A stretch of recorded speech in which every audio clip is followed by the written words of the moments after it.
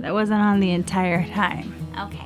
Hey y'all, it's Allie and welcome back to another video on my channel. I'm just so happy you took some time to hang out with me today, and I just want to go ahead and preface this with my husband has a good friend over and he's in the other room and they're playing guitars, like shredding and stuff. If we hear little guitar sounds in the background, that's what it is. And okay, I wanted to do in this video is something that a lot of people have kind of asked me about, and it was a question that I got when I taught a class at Whimsadoodle in St. Pete, Florida. And the question is, how do you plop watercolor? What do I mean by plopping watercolor? Let me show you. Recording? I'm recording. So, can I use your phone? No. Okay, so I'm gonna take my journal out. So what I mean, like, this is a watercolor plop. That's what I call them anyway. That's what I've called them forever. Wow, they're getting kind of loud out there, aren't they? This is kind of a watercolor plop, and I can show more of these like up close and personal when I go to the tabletop. But basically, it's just my expression for saying that you have laid down a little bit of color on your page. Oh my gosh, it's so loud. That you've laid down a little bit of color on your page before journaling. That's all it means. There's really nothing technical about it. It's just something I started saying. I just want to show you though how to do it, because a lot of folks aren't achieving the same results. And one of the students in my class, they're like, mine doesn't look like yours. And I saw immediately what was happening. And so I'm hoping that it will help you with your watercolor plop-in before you journal, because I think I kind of understand what's happening, and it has a lot to do with your brush, has a lot to do with what watercolor you're using, and also how much water you're giving your color. So I'm just gonna stop blabbing right now, and I am going to go ahead and go tabletop, and I will see you there. Tabletop.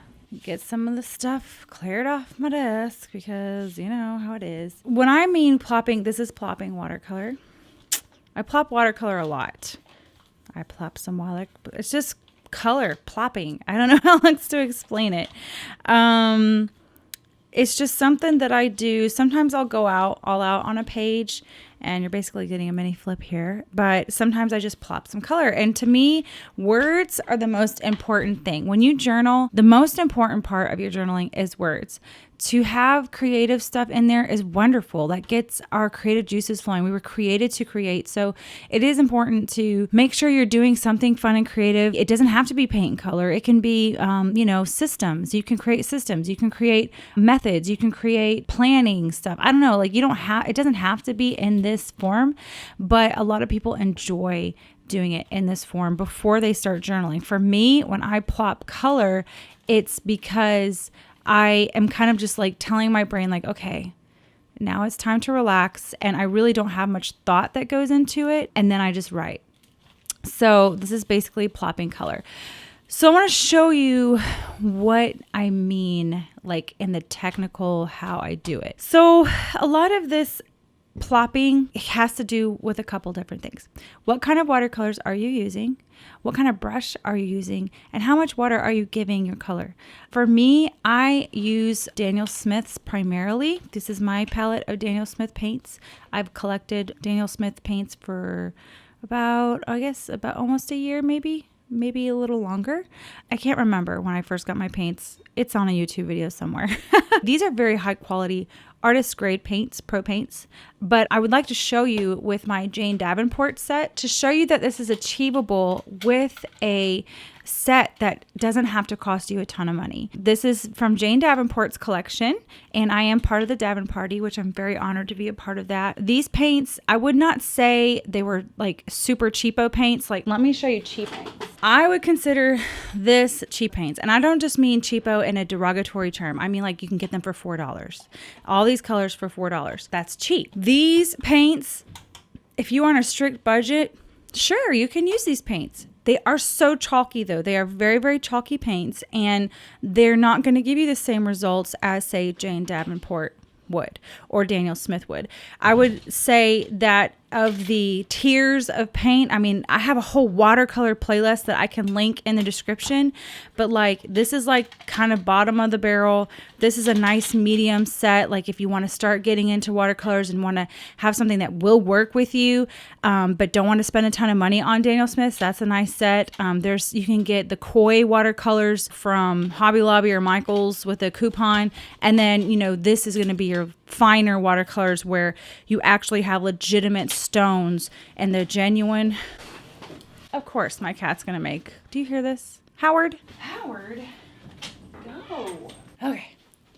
So in the genuine line, like this is the amethyst genuine, you're going to have legit, like genuine amethyst ground up in this paint to make the paint up. That's kind of like to me, the 3 tiers that I have personally worked with. For the sake of the video, I'm going to work with Jane's because they're not super pro, but they're not super cheap either. They're actually a really good set to start out with, in my opinion. And you can get them fairly inexpensive. Like if you use a coupon, I think they end up being like less than 20 bucks, I think $19.20. That's not bad. And they do have a neutrals palette. This is the Brights palette, but you can do plopping just fine with these watercolors. That's a good set to start out with.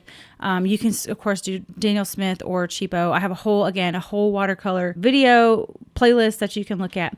Now the brushes, when I first started plopping watercolor, I used this Master's Touch 12. That's what I would use all the time, was just this brush right here. That was it. It's not very expensive. I got this one at Hobby Lobby on sale. I think I got it for like $6 or $8 or something. It's a nice, decent synthetic brush. I have since upgraded to this gorgeous real, I think it's Blue Squirrel mop brush. And this little baby holds so much water. And I'm doing a comparison video on brushes on my Patreon page, but this one I do use now. But I'm going to show you with this brush because this is not cheap. This brush is not cheap. Retail, it was $100 and something, and I got it on super sale at the Blick store for like $48, which is still super expensive for me. But, you know, I wanted to try it out. Brush, watercolor. What do I mean by plopping watercolor? Like, get your brush really wet. I don't know if you can see this, but it is very much, it's got a lot of water on it. And I mean like really wet. What I was noticing with the other folks that were trying this in my class is they had a dry brush. So I'm just going to pick up a pretty color. This is called 70s eyeshadow. And when I mean plop, I mean don't think about it. I mean literally plop. Like, try not to think too much about it. If you have to think something about it, I do sometimes tend to do corners. Do you see how this is granulating even? See, this is just that cheaper set that you can get at Michael's, and it's good. Now, what I also like to do is add in other colors, like colors near the color wheel on it. So, like, for instance, this Mystic color, that would go really pretty. Now, see how it's blending? I'm just plopping. Notice how I'm giving the watercolor lots of water. Watercolor likes water. I'm just kind of playing. Look, you can do all sorts of stuff with this. This is where your brain will take over and just let it take over. And isn't that fun? Oh my gosh. I could do this for hours. This to me is therapy. This is cheap therapy right here. Oh my goodness. I'm just gonna let this happen. Okay. Look. Very reasonable brush, reasonable watercolors. Give it water. I'm going to show you what happens when you don't give it water, okay? When you don't have a very wet brush and you start trying to play with stuff, this is what happens. And it's all right. It looks good, right? But you start playing some more and it's just kind of rigid. You know what I mean? The whole beauty of watercolor is that it's got a mind of its own. So you basically just let it do what it wants to do. So just give it more water. Let it have lots of water. And your page is going to be saturated. Okay, another note about that, because I know people are going to ask, like, well, what kind of paper do you use that you're able to do this? Because my paper bleeds through. Well, that's important. You have to have a paper that can take all that water. If you're using copy paper, unfortunately, it's not going to be able to take and handle all that water.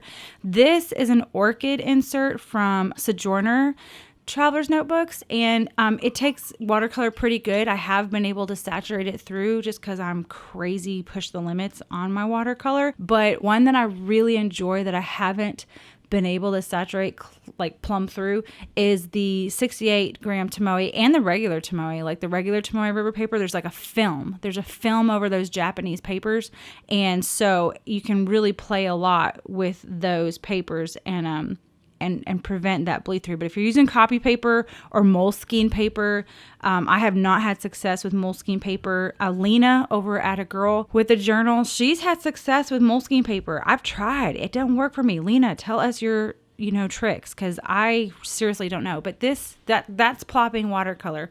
That is all I did. So look at all these variations with these cool. And that was just two. Well, maybe I used 3 colors. I did the 70s eyeshadow, I did the Mystic, and then I did Butterfly.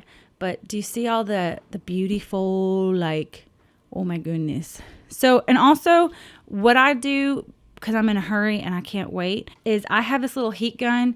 Now, my heat gun is from, where is it from? It's from Close to My Heart. That's why, duh. I used to be a Close to My Heart consultant when my babies were super young, and I had to quit when my son had his kidney issues. That's where I got my heat gun. You can get them on Amazon super cheap. The reason I like mine is it's a very soft, like it blows softly, so it doesn't move it around too much. But I'm going to force heat this. You don't have to. You can let this air dry. You can put it out in the sunshine, whatever. But I'm impatient. So I'm going to dry this real quick, and then I'm going to show you another page using some warmer colors. I'm going to stop real quick because I want to show you something that's fun to do. When you get these pools of watercolor, and you could sit there forever and wait for them to dry, another cool thing you can do with them is you can take a paper towel and just blot it up, and it makes this kind of ring effect. Let me zoom in. When I zoom in, I mean come up here. Do you see that? Isn't that pretty? So I do that often because I'm lazy and don't want to wait, and it looks cool. So I learned that from Cian up in Australia. Hi, Cian, if you're watching. And yeah, so that's pretty much it. I just kind of dry for the most part, pick up those pools. They make some really cool variations on the page, and then that's it. You are ready to journal. Plop yourself a little date up there with a date stamp, cheapo office date stamp, do a messy frame around it, boom, done. That's a lot of times what I'll do when I don't have time. So there's that, and you can see on the other side there's a little bit of ghosting from that color, but no bleed through. Bada bing, bada boom. So I'm going to go to another page, kind of like further, maybe this one right here, and I'm going to do it again, and I'm going to try to do a better example of the dry brush, because I think I had too much water already going on. So this is kind of a drier brush, and I'm going to use this ladybug color. And super, super pigmented, which that's a really good thing about these paints. Okay, but see, look, see how I'll do this, and it doesn't look like a plopper. It looks very rigid. So let's add some color and watch it. Watch it flow. Let it flow. Let it flow.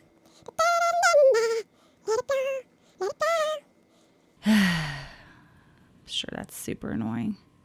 Ooh, there's some purple and stuff in there. That's pretty. I did a little bit of, see, that's even a little too rigid for my liking. So just kind of, this time I'm just kind of going from the top to the down. And then with this palette, you have to make your own orange. And I just did Ladybug and Buzzy. And I think that's Ladybug and Buzzy that I did. But pink and orange are a super cute combo that I love to do all the time. If it makes you happy, repeat, repeat, repeat.